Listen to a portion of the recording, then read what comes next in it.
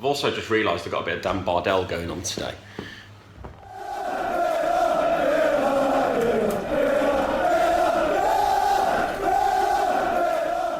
Hello and welcome back to the Villa View for what is another video from just me on my own with Dan Bardell today.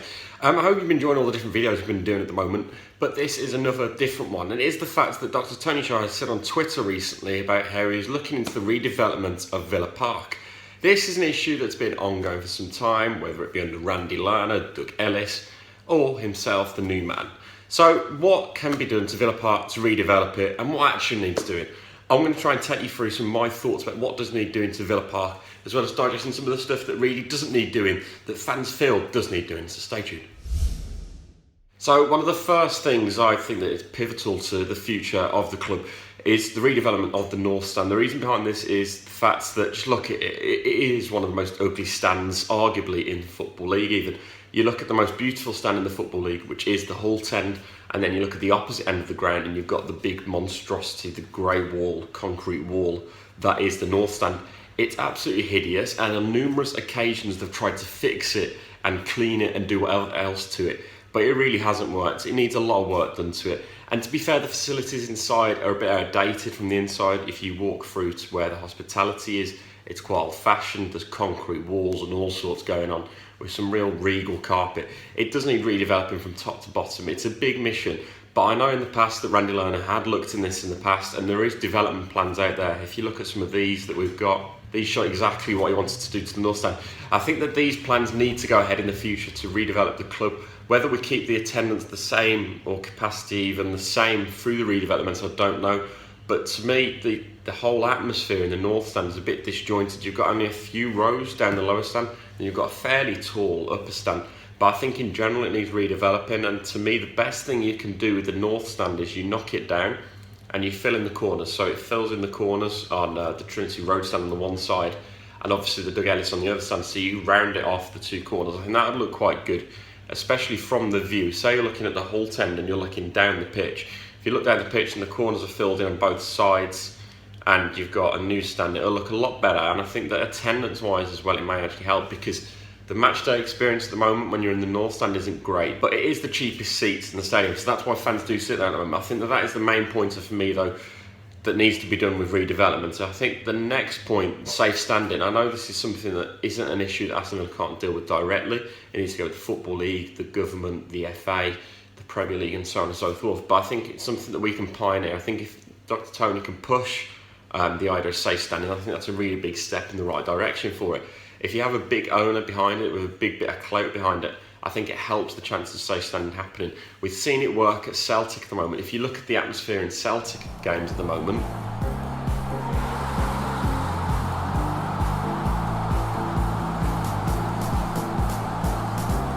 and then you look at scenes like in Germany as well, when you've got a similar sort of atmosphere where safe standing is pivotal to the atmosphere in the Bundesliga, I think it can bring something totally different to Villa Park.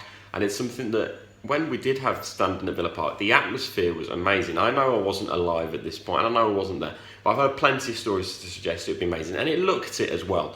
So that needs doing, I think, majorly, because safe standing is the future for me, and it's the best way to generate an atmosphere. I know some fans say that the atmosphere has gone since it's been all-seaters, so let's see what it does with a little section. I know it's been working very well at Celtic. We know it works in Germany, so we need to pioneer it in the Premier League, the Championship, League One. We need to make it, someone needs to put a bit more clout behind it and push the government more on this issue. So hopefully that's something that can be done. So along the lines of the redevelopment as well is the fact that we own a lot of land around Villa Park, and I know that Dr. Tony has got his history in urban planning and everything else that goes with it. So perhaps we might see a lot of change around the surrounding areas around Villa Park. It's quite an exciting thought. There's lots of housing around Villa Park, lots of terraced housing, and we've also got Aston Hall obviously quite close by. I think that the whole area is crying out for some redevelopment. We've seen it in London, how areas sort of spread out for redevelopment. And I think that the next place this could happen to is Aston, because of Dr. Tony. The whole area in Villa Park, there's lots of land that is still owned by the club. Therefore, there's plenty of land for the club to develop and use for extra revenue and so on and so forth. And I think that's a major part that we need to keep our eyes on in the future, because I don't know what he's going to do.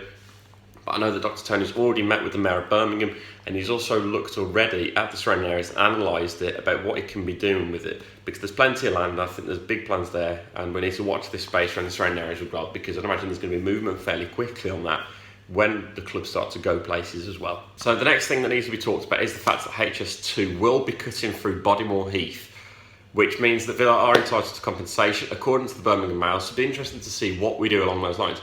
Could we create a big complex at Villa Park whereby we've got a Manchester City style setup, where we've got the stadium, all the training pitches all in the same place? That'd be an interesting idea, and it could be a viable option as well. We've got plenty of land around it.